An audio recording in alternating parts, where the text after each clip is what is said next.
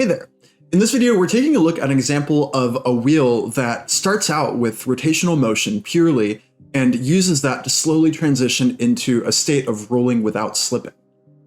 Now, the wheel in this case has a mass m, a radius r, and a moment of inertia of 1/2 mr squared, and all of that is given to us. This wheel is held above a table and spun to an angular velocity of 30 radians per second before it, at t equals 0, is released and then lands on that table without bouncing.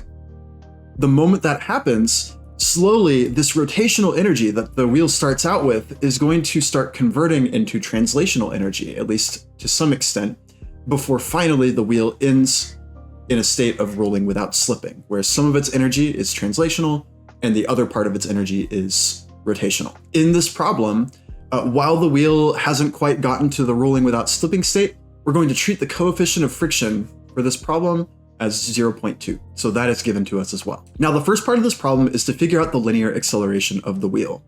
And in a real life scenario where this is happening, if the object starts out by purely rotating like it does here, then some of that rotational energy has to turn into translational acceleration.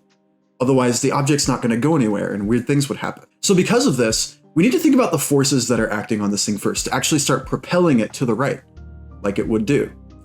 So first off, let's draw some forces on this thing. And I'm going to start on this middle diagram here.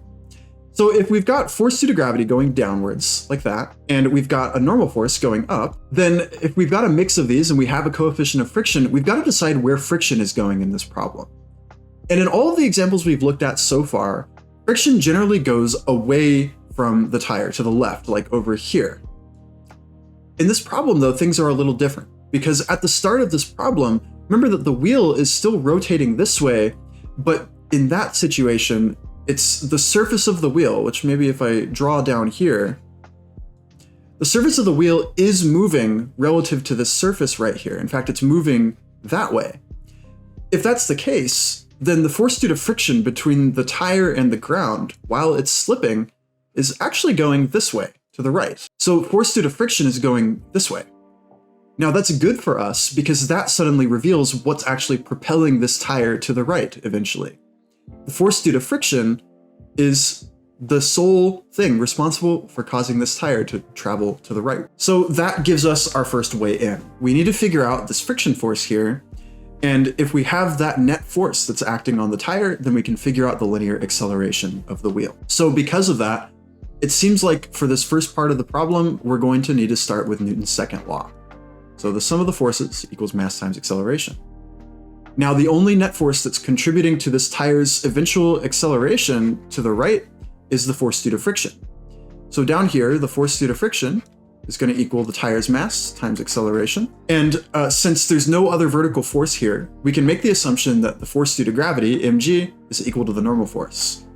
And if that's the case, then the force due to friction is going to be the coefficient of friction mu, which is 0.2, times the weight of the object, mg. And all of that is going to equal the mass times the acceleration of the object. Now here there's a mass on both sides, so we can eliminate that. And what we get at the end is the acceleration of the object, which is just simply mu times g. Now if we wanted to simplify that further, well, we know that our coefficient of friction is 0.2, and we'll assume g is roughly 10 meters per second squared. So our acceleration to the right is going to be 2 meters per second squared at the very start. Now for part B, we're being asked to figure out an expression for the linear velocity of the wheel as a function of time. Now you might be asking yourself why we might want to do this. Well, later on in this question, we need to figure out the exact time that this wheel begins rolling without slipping. And in order to do that, we have to get expressions for not only the linear velocity, but the angular velocity as well, because where they intersect is going to be the moment where it stops slipping. So the linear velocity here, well, since we're still worrying just about linear stuff, we can still use a lot of our regular physics. So in this case, if we have the linear acceleration already, and we need to figure out the velocity as a function of time, well, its initial velocity at the start, we could say is probably 0 because it's just rolling without any translation at the very start. So if we have acceleration as 2 meters per second squared, then our velocity here can be expressed with the kinematic formula v naught plus at. And in this situation, since v naught is 0, our final velocity, or our velocity at any given time, is going to be 2 times the time at any point. And that is our expression. Now, this next part, part C, is asking for the angular acceleration of the wheel. And remember that because this wheel right now is currently rolling with slipping, we are not allowed to use the expression a equals r alpha, or the relation between these two. We cannot use that here, so we need to get a little creative. Instead, what we're going to do is we're going to still imagine that, we have our rotating object here with some angular velocity, except that right here down at the very bottom, we currently have a torque that's being exerted on this wheel in the opposite direction of motion, right here, due to friction. And so if we treat that as a torque relative to the center of the wheel, then we can use Newton's rotational second law, that the sum of the torques on an object are equal to its rotational inertia times the angular acceleration, which is our goal. So expanding things out a little bit, we already have a function for the force due to the friction on this object. Now, the sum of torques on the left side of this equation is pretty simple because we just have one force, and that's friction. So taking the radius of the wheel here as just radius r, it would be r times friction force, simply enough. And on the right side, we can go ahead and replace this moment of inertia term here with 1/2 mr squared, which is unique to our tire. And alpha, again, is our goal. Now, we have an equation already for what the friction force is, so let's go ahead and substitute that in, and we would get r times mu times mg. And on the right side, again, we've got 1/2 mr squared times alpha. Now we have an m on both sides of the equation again, so we can get rid of that. And we also have an r, a singular r, that we can get rid of on both sides. So we can get rid of the r over here and the r right there.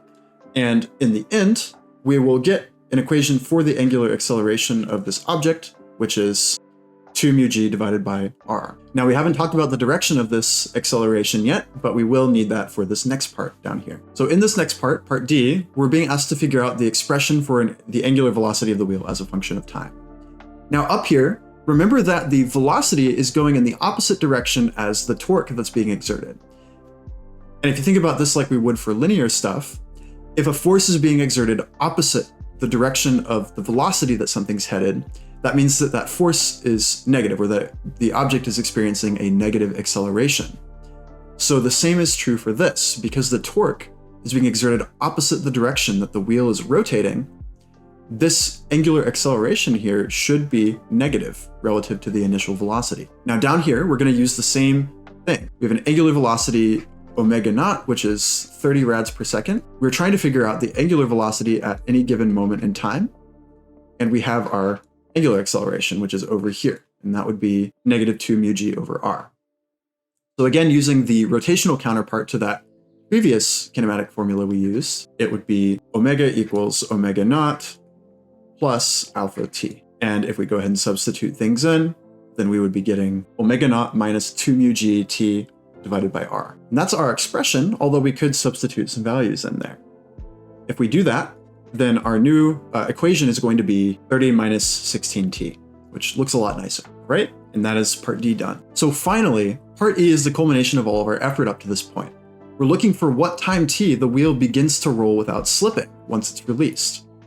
So starting from time equals 0, time t is the point where we finally unlock the condition that we really like to use, which is that the linear velocity equals the radius times the angular velocity. If this condition is true, it means by definition that the object is rolling without slipping. So we're going to plug in our expressions from before into this equation here to figure out what time t that condition is true. So our first expression to remember is that our linear velocity as a function of time is equal to 2t.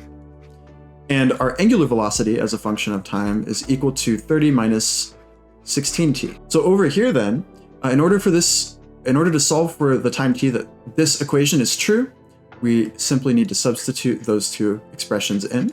So it would be 2t equals r times 30 minus 16t. And if we expand things out a little bit, we could get 2t equals 30r minus 16tr. Now, if we get everything that involves t on the same side, we would end up with 16tr plus 2t equals 30r. And finally, if we extract the t out of that and divide everything over to the other side, we would get t equals 30r divided by 16r plus 2. And now, finally, if we remember that r equals 0.25, we can figure out the exact time from time equals 0 where this wheel begins rolling without slipping. So that would end up being approximately 1.25 seconds after the start of the problem. All right.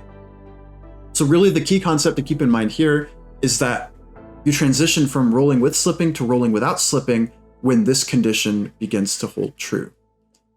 This part right here is huge. And finally, you could continue on with this to figure out how much kinetic energy you lost between those two intervals of time.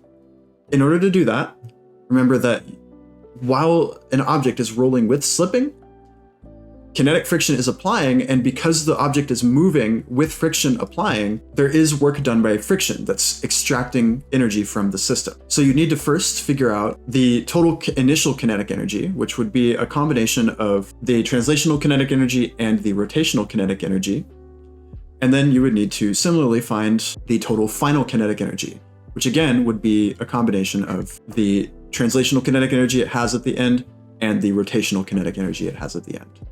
Finally, you'd want to find the change in kinetic energy from start to finish. So the difference between the final kinetic energy and the initial kinetic energy that the object had from start to finish. So this problem utilizes a pretty cool concept, which is that it lets you figure out the interval of time that it takes for an object to transition from one state to the other. So really the important thing, again, to keep in mind is the conditions that are applicable to both rolling with slipping and rolling without slipping. Those are your ways into figuring out these parts of these problems. And with that, I hope this video helped, and I will catch you on the next one. Peace.